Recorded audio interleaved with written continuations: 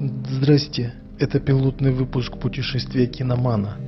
Цели проекта. Первое. Накопление данных по стадиям путешествия героя. Второе. Есть ли смысл следования стадиям путешествия героя? Третье. Гарантирует ли следование стадиям создания добротного продукта, который интересно потреблять? Четвертое. Существует ли минимальный набор стадий, после которых гарантируется качество продукта? На разборе мультфильм «Лимпопо» 1939 года. Страна-изготовитель СССР. Длительность 12 минут. Режиссер Владимир Полковников и Леонид Амальрик. Георгий Бородин про этот мультфильм. Золотой фонд советского кино. Начало самобытной советской школы рисованного фильма. Корней Чуковский про этот мультфильм. Залог успеха в отказе от карикатурности и американской балаганщины. Считает одним из лучших мультфильмов того времени. Кинопоиск дает оценку 6,6 из 10. 360 человек поставило оценку. Первая стадия. Обыденный мир. Пока идут титры, птицы сообщают нам, что доктор Айболит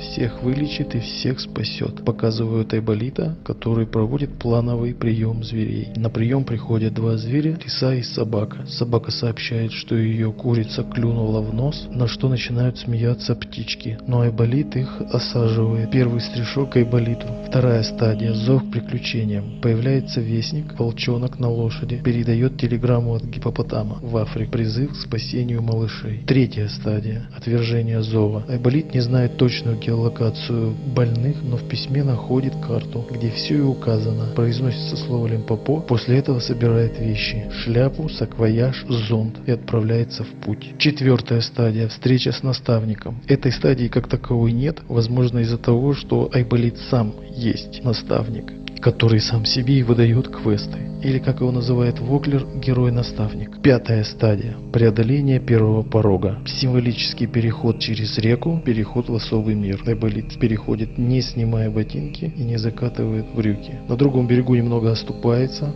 это придает ему немного жизненности и показывает, что Айболит имеет отношение к обычным людям. После этого идет по заросшему лесу. Особый мир начался. Шестая стадия. Испытания, союзники, враги. Особый мир в самом разгаре.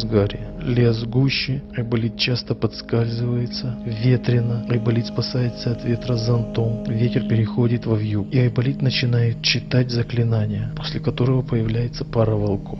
Волки предлагают подвести Айболита, Айболит соглашается, и они его везут на себе через вьюгу. По дороге Айболит теряет шляпу, один из волков возвращается за ней и отдает ему. Довозят Айболита до океана, вот уже возле океана Айболит закатывает брюки и заходит в океан по щиколотку и начинает читать заклинания, призывает одного из существ. Маленькие рыбки передают сообщения киту, появляется кит, предлагает свои услуги. Айболит садится ему на спину, опять зонт выступает как помощник, защищает Айболита от брызг. Кит готов к путешествию.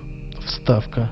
Тем временем в Африке обыденный мир для африканских животных. Грустные сидят и ждут Айболита. Выглядывает его в подзорную трубу. Показывает больных страусят и бегемотиков. Взывает к Айболиту, и каждый описывает свои симптомы. Переносимся опять к Айболиту. Кит довозит Айболита до суши. Какие-то скалы, гористая поверхность. Айболит начинает карабкаться в гору, помогает себе зонтом, претерпевает определенные трудности. Но тут случается обвал, и Айболит цепляется зонтом за слабое деревце. Появляются орлы, и Айболит уже в третий раз начинает читать заклинания на призыв. Орлы соглашаются подвести Айболита, но в этот момент ломается ветка, и Айболит падает. Но орлы успевают его подхватить. Вот здесь большая отсылка идет к Гэндальфу из «Властелина колец», один в один. Еще одна вставка. Бегемот с подзорной трубой и обезьяна выглядывает Айболита. Обезьяна не выдерживает, подхватывает трубу, залезает на пальму. А вот уже с пальмы замечает птицу, а на птице замечает Айболит.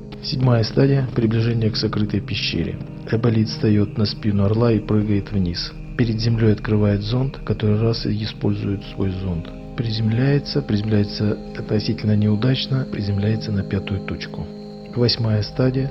Главное испытание. Звери радуются Айболиту, говорят свои симптомы, и Айболит идет на осмотр зверят.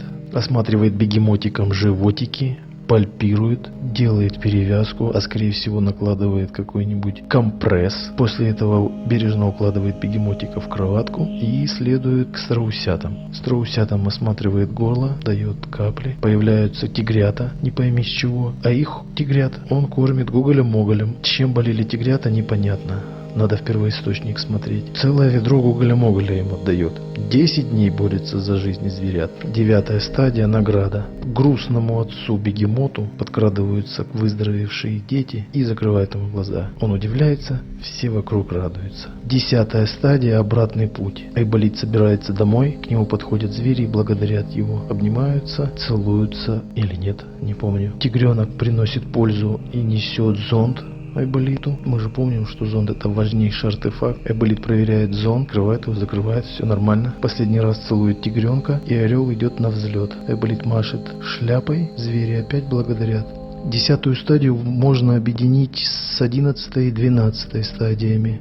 Стадия 11 — это возрождение, стадия 12 — это возвращение с эликсиром. Ассоциации. С первого взгляда Айболит напоминает Гэндальфа, истории с орлами и прочее. Но при более глубоком анализе все-таки уместно сравнение с Айболита с Радагастом Бурым. У Радагаста и Айболита много общих черт. Первое — любят животных. Второе — понимают их язык и могут с ними разговаривать. Третье — оба шаманы. Молитва, заклинания Айболита. Плюс все это снадобья в дереве. А Радагаст Бурый в Хоббите, в фильме новом, тоже в дереве проживал вообще. 4. Оба существа более высокого порядка, чем люди, могут преодолевать огромные расстояния. Высокая толерантность к подводным изменениям. 5. У обоих есть артефакты. Посох-зонд, шляпа-корона. В мультфильме, кроме Айболита, нет человекоподобных существ, поэтому я предполагаю, что весь мультфильм — это мир глазами Айболита, не совсем человека. Здесь и говорящий животный, и он мог прыгать из стратосферы. Получается, что Айболит — это многосоставной персонаж. Наставник, шаман, решительный герой, герой-катализатор, про которого говорят, что он не меняется в процессе путешествия, но меняет всех вокруг, как Леонька Ди Каприо из «Титаника». Если смотреть из вселенной «Властелина колец», то можно предположить, что Радагаст не участвовал в Третьей эпохе в войне за кольцо,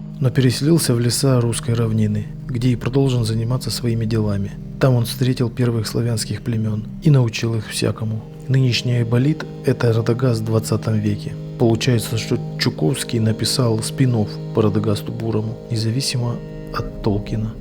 Вот так.